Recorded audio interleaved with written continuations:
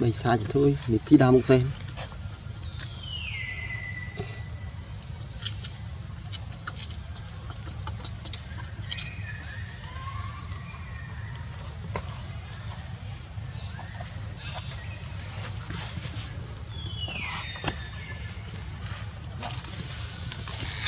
không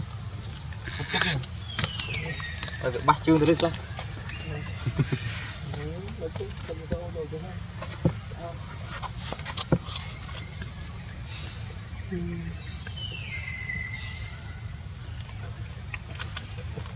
bắt chưa một lại tìm thọtเลย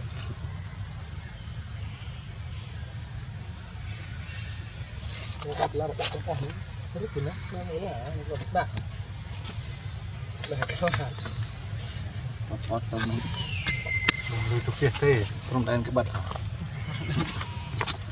tên thôi hình nó thật chỉ tạ xì tới bị chạy được chạy cái chỗ bản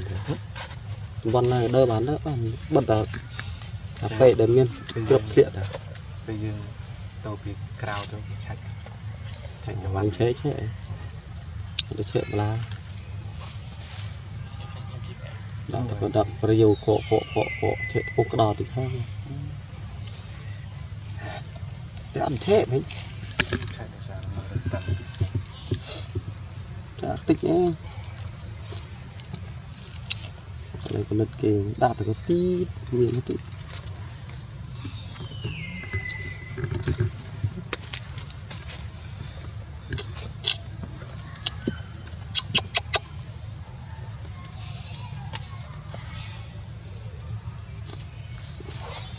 được đầu này bánh rất to lắm các bạn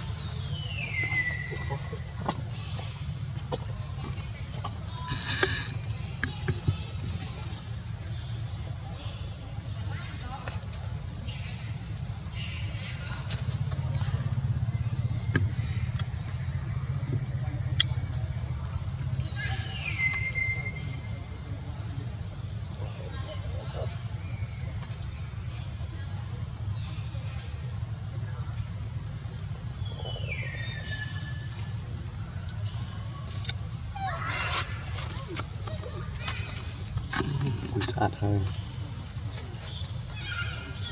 càng cái con kia bạn ồ nó lên ô lưỡi còn lưỡi lưỡi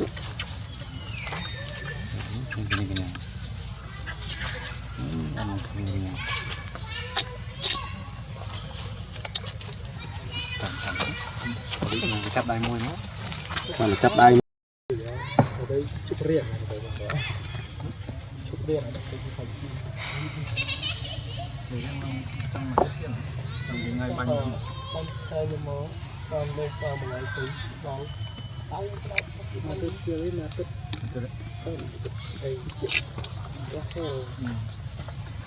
bánh kia có riêng chủ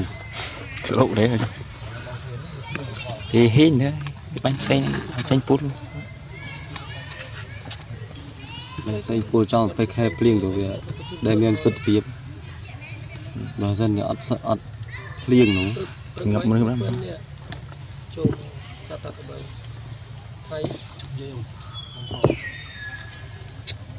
anh trong đó là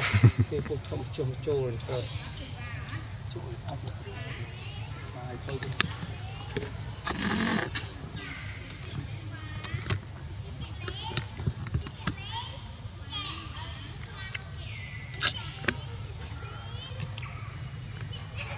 trọng bánh xay cho là chuyện khang gì cho đó nhưng không mới lười một hai phát không biết gật được phụ đừng cho nó nước khứ thư lần ó bạch cô lần ó mình sẽ không em tục bánh thì cái nào viên to tua miên lắm cho dục sen tụi bánh nó bị dừng nhiên luôn thôi trơn rồi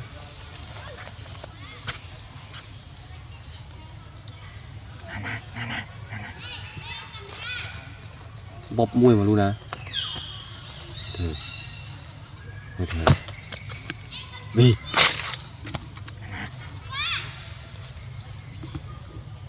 chặt thoát tắt non đi chặt tắt chú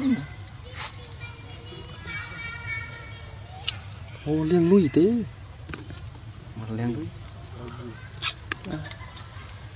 sang nghĩ liêng chan nó thì bự gạt quét em chán ngắn hót lúa cái này mệt lúa tịt trong chiều chân đi ồ cầm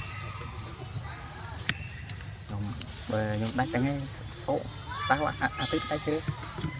mình đưa linh đấy thì phát hại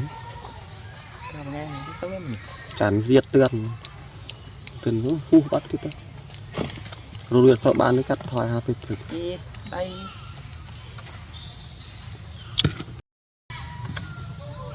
là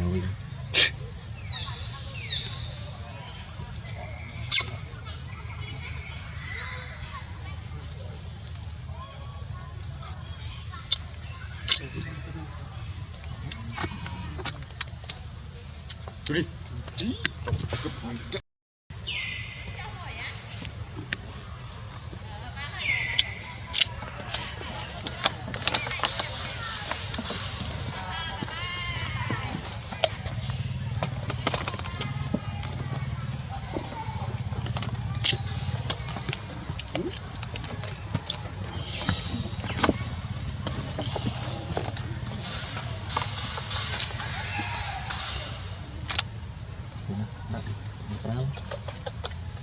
chút chặt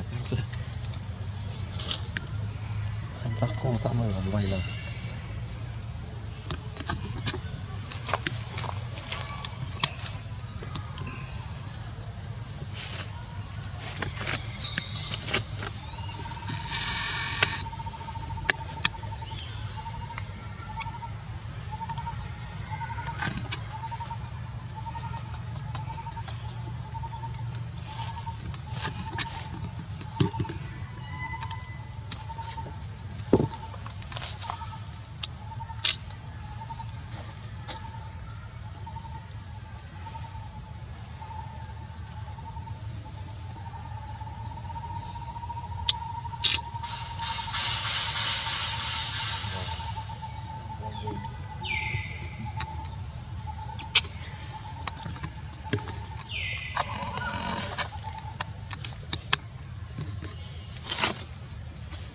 này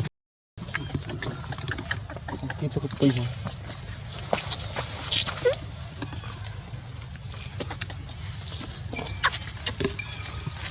cách cò cái lẹo sàn